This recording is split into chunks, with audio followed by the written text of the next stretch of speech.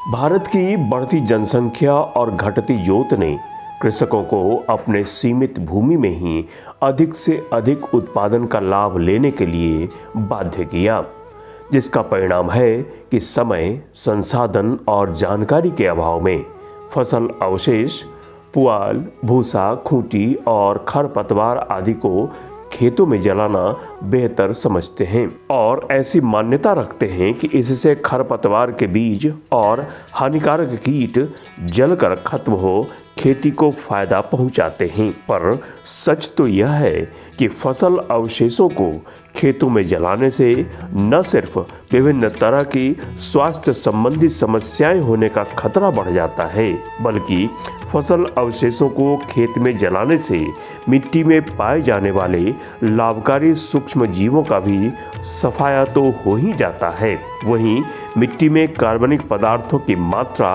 और पोषक तत्वों की क्षति से खेतों की उर्वरा शक्ति भी क्षीण हो जाती है।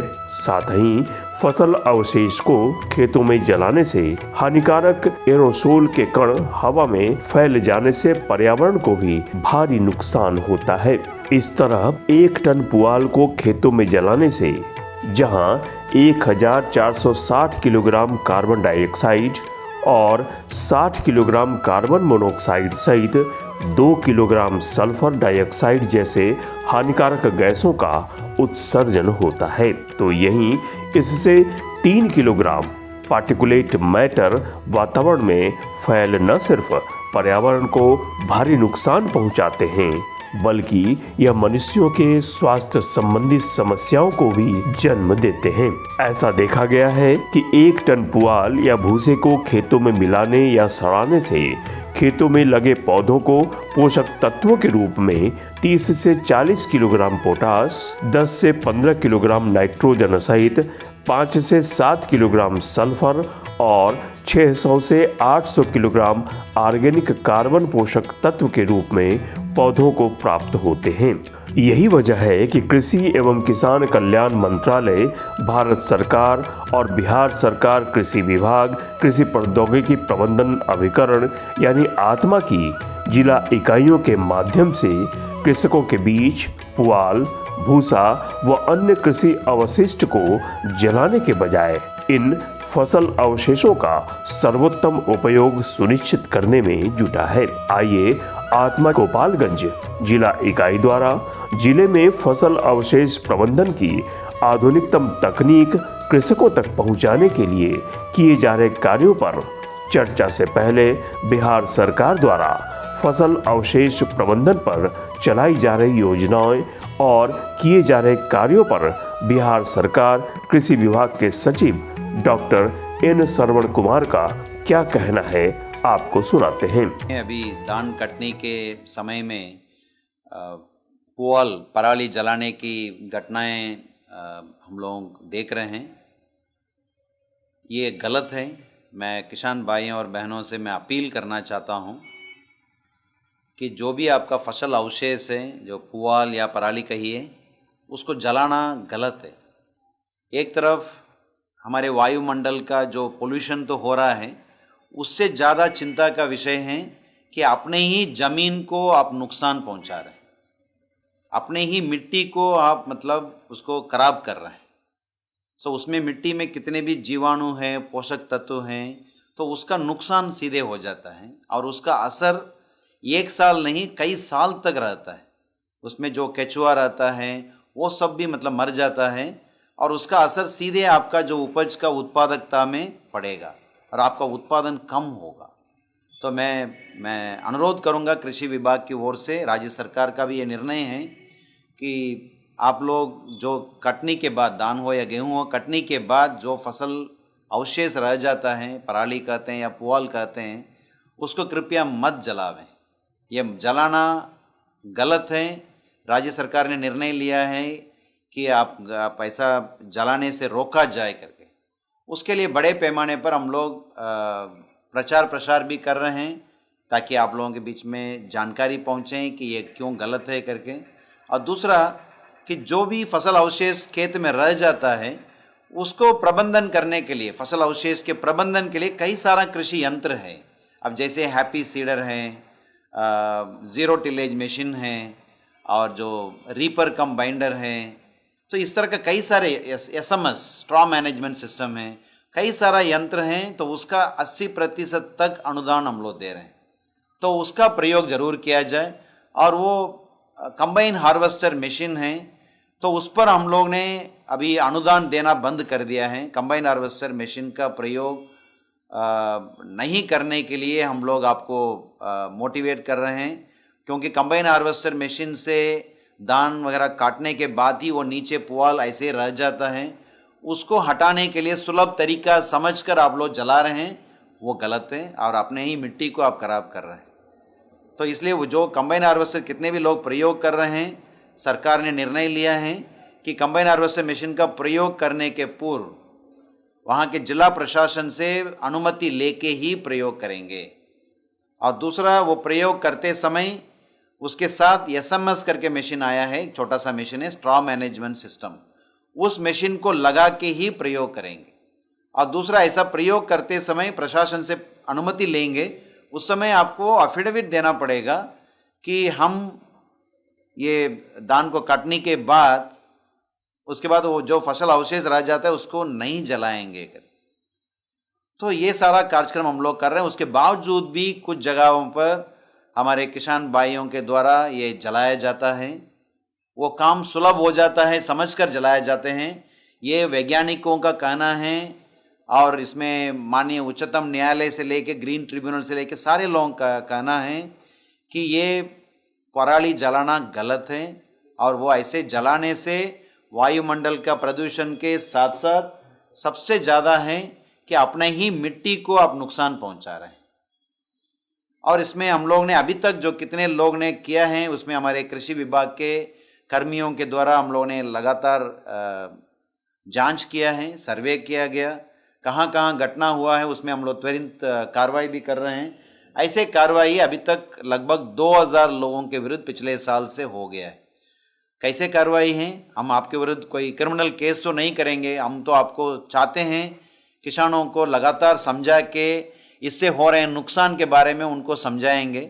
उसके बावजूद भी ऐसा कोई घटना को देखते हुए हम ये कार्रवाई कर रहे हैं कि हम आपको जो कृषि विभाग का DBT में आपका रजिस्ट्रेशन है, तो वो DBT रजिस्ट्रेशन में जो 3 साल तक हम आपको ब्लॉक कर रहे हैं। ऐसा करने से कृषि विभाग का किसी भी योजना से 3 साल तक आपको कोई लाभ नहीं मिलेगा, आप वंचित रह जाएंगे। ये आप ही के हित के लिए हमको ये काम करना पड़ रहा है। तो मेरा अनुरोध है कि आप लोग ये पराली या पुआल कहते हैं उसको जलाइए मत। उसको प्रबंधन करने के लिए कई तरह की तरीका है और जलाने से अपना ही मिट्टी नुकसान होता है। तो मैं कृषि विभाग की ओर से, राज्य सरकार की ओर से मेरी ये अपील है और हम मुझे भरोसा है कि इस अपील को गंभीरता से लेंगे और अपना फसल अवशेष का सही ढंग से प्रबंधन आप करेंगे। धन्यवाद। आत्मा गोपालगंज जिले में फसल अवशेष प्रबंधन पर किसान पाठशाला और किसान गोष्ठी सहित जिले के अंदर और जिले के बाहर के अलावा राज्य के बाहर भी कई स्थानों पर परिभ्रमण पर कृषक और कृषक समूहों को भेज फसल अवशेष प्रबंधन के गुर सिखाने के साथ ही साथ फसल अवशेष प्रबंधन के यंत्रों पर 75 से 80% तक के अनुदान उपलब्ध कराने सहित इन यंत्रों के प्रयोग का प्रशिक्षण और इन यंत्रों से होने वाले लाभ की जानकारी कृषक और कृषक समूह को उपलब्ध करा फसल अवशेषों के उत्तम प्रबंधन पर कृषकों को हर संभव सहयोग उपलब्ध कराने में जुटा है। जिले में फसल अवशेषों के प्रबंधन पर किए जा रहे कार्यों पर और अधिक जानकारी के लिए हम आपको सिपाया कृषि विज्ञान केंद्र के पौधा संरक्षक वैज्ञानिक संजय कुमार की राय से रूबरू कराते हैं। तो आइए सुनते हैं इनकी बात। पराली आज के समय का बहुत ही महत्वपूर्ण विषय बन चुका है। लोग पहले इसको जलाते थे, जलाने से होता था क्या कि इसमें जो भी मृदा में जो भी जीवाणु रहते थे वो मर जाते थे। इसीलिए इसको पराली पर रोक लगा दिया गया। वायुमंडल को बहुत ज़्यादा प्रभावित कर रहा था। आज इसको पराली को जलाकर नहीं, पर पराली को हम लोग दूसरे एक मशीन आया है जिसके द्वारा उसको हम लोग इकट्ठा करके मवेशी को चारा के रूप में हम लोग इसको चारा के रूप में चारा देने का कोशिश कर रहे हैं हम लोग। ये कार्यक्रम हम लोग का कृषि विज्ञान केंद्र गोपालगंज आत्मा एवं कृषि विभाग के द्वारा संचालित किया जा रहा है।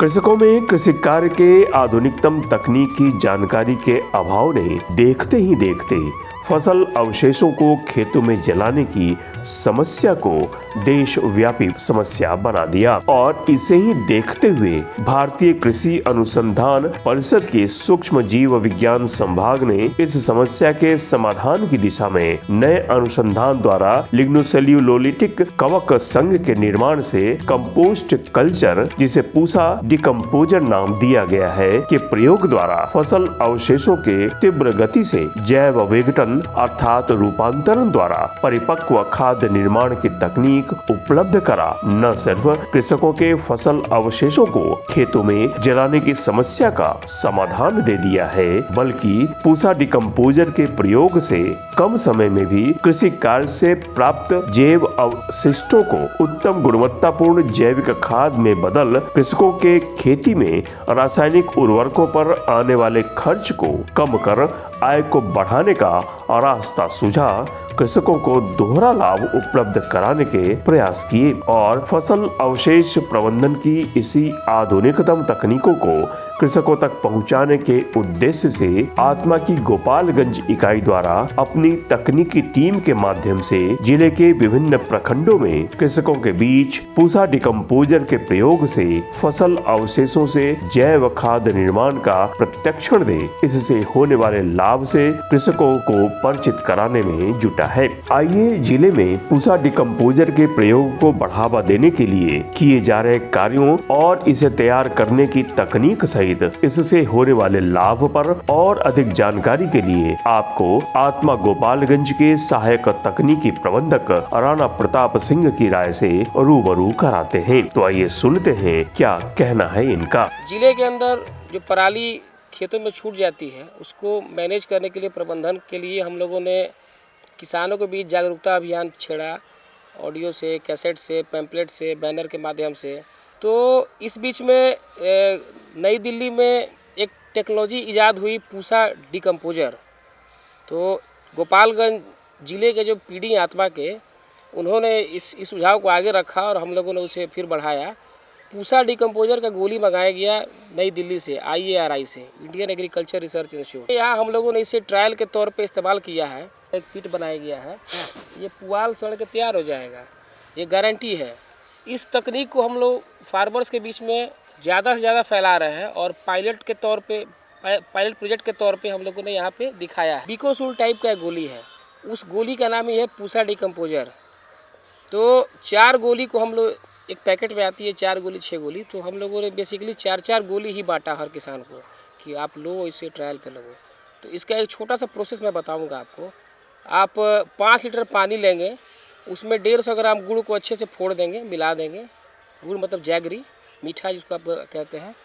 और उसमें उसको उबालेंगे आप, 150 ग्राम गुड़ और 5 लीटर पानी, उसको साफ एक बर्तन में उबालेंगे। तब तक उबालेंगे जब तक गुड़ का झाग पूरा फैल ना जाए, पानी साफ़ हो, बर्तन भी साफ़ हो। फिर जब वो घोल ठंडा हो जाए, हल्का सा ल्यूक वार्म हो जाए, गुनगुना जिसको आप बोलते हैं, गुनगुना होने के बाद उसमें आप 50 ग्राम बेसन मिलाएंगे, शुद्ध बेसन, और उसको साफ़ एक लकड़ी से या कोई सामान से मिलाएंगे, उसको मिक्सअप करेंगे। और ये जब हल्का ठंडा हो जाए तब इसमें पूसा डिकम्पोजर का गोली आता है। 5 लीटर पानी में आप 4 से 6 गोली तोड़ के डालेंगे। गोली को जैसे खोलिएगा तो बीच से पाउडर जैसा आएगा, ब्राउन पाउडर आएगा, भूरा पाउडर, उसको उसमें डाल देंगे और फिर उसको अच्छे से घोल देंगे, मिला देंगे। और बढ़िया से जब घोल हो जाए तो ऊपर का जो काई होता है, या आप उसको गाद कहिए, उसको काट करके निकाल देंगे। जिस तरह से दही का छाली काट के निकालते हैं आप लोग, वैसे ही ऊपर का गाद काट के निकाल करके फेंक दीजिएगा। और जो एकदम घोल जैसा चीज़ बच जाएगा उसमें 5 लीटर, उसको आप बढ़िया से साफ़ एक कपड़ा से ढक के कहीं कोने में रख दीजिएगा। 2 दिन बाद फिर जब कपड़ा हटा करके देखेंगे तो देखिए उस पर दही के जैसे छाली की तरह एक लेयर तैयार हो गया, ऊपर से भूरा या हल्का पीला लेयर तैयार हो गया। तो समझिए कि आपका घोल अब रेडी है, आपका सड़न चालू हो गया, इनोकुलेशन हो रहा है पूसा डिकम्पोजर का। अब इसको फिर अगले 10 दिन तक छोड़ देंगे वैसे ही ढक करके, और 10 दिन बाद उस घोल को निकालेंगे, आप नैपसेक स्प्रेयर में डालेंगे 20 लीटर के। अगर 1 टन पुआल है तो 5 लीटर पानी का घोल काफ़ी है। अगर पुआल का अमाउंट ज़्यादा है 1 टन से, तो फिर उसका एक मास्टर कल्चर आप बनाएंगे फिर से, और पानी का अमाउंट बढ़ा देंगे। जैसे जो 5 लीटर है उसको 8 लीटर कर देंगे, 9 लीटर कर देंगे, कंसंट्रेशन फिर बढ़ा देंगे और फिर आप स्प्रे करेंगे। तो यहाँ आप देख सकते हैं कि यहाँ हम लोगों ने 200 केजी पुआल लिया था। ये बिरेश्वर सिंह जी किसान है हमारे, उन्हीं के एक घर से किसान है, आइए इधर, उन्हीं के घर से किसान है, युवा किसान है।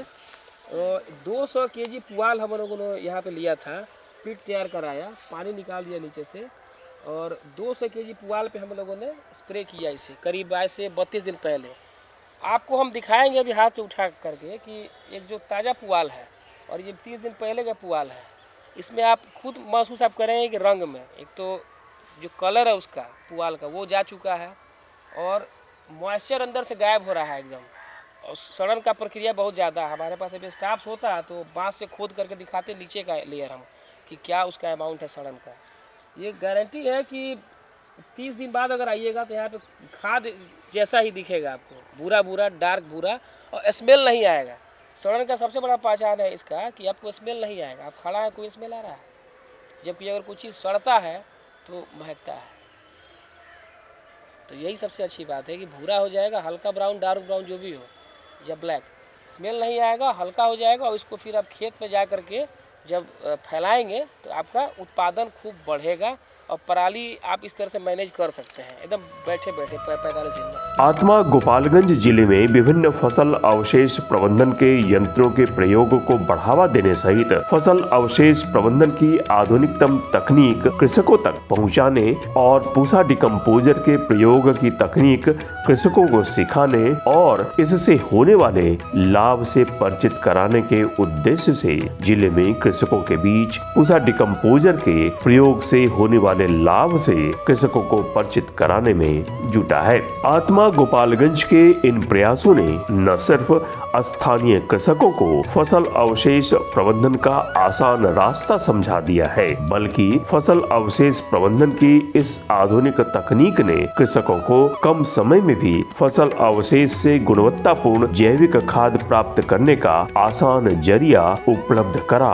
इन गुणवत्तापूर्ण जैविक खाद के खेतों में प्रयोग से खेती में उर्वरकों के प्रयोग पर आने वाले खर्च में कमी ला कृषकों को दोहरा लाभ भी दिलाया है। आइए आत्मा गोपालगंज द्वारा कृषकों को फसल अवशेष प्रबंधन की आधुनिकतम तकनीक उपलब्ध कराने की दिशा में किए जा रहे कार्यों सहित पूसा डिकम्पोजर के प्रयोग से स्थानीय कृषकों को हो रहे लाभ पर और अधिक जानकारी के लिए आपको आत्मा गोपालगंज के परियोजना निदेशक विकास कुमार की राय से रूबरू कराते हैं। तो आइए सुनते हैं क्या कहना है इनका। पराली प्रबंधक में वो देखे कि उसे खाद में किस तरह से कन्वर्ट कर पाएंगे। 4 कैप्सूल को पहले गुड़ में मिला करके, गर्म पानी करके गुड़ में मिला के, उसके बाद उसका कल्चर तैयार करते हैं। कल्चर को घोल बना करके उसके बाद फिर उसे फील्ड में छिड़काव करते हैं।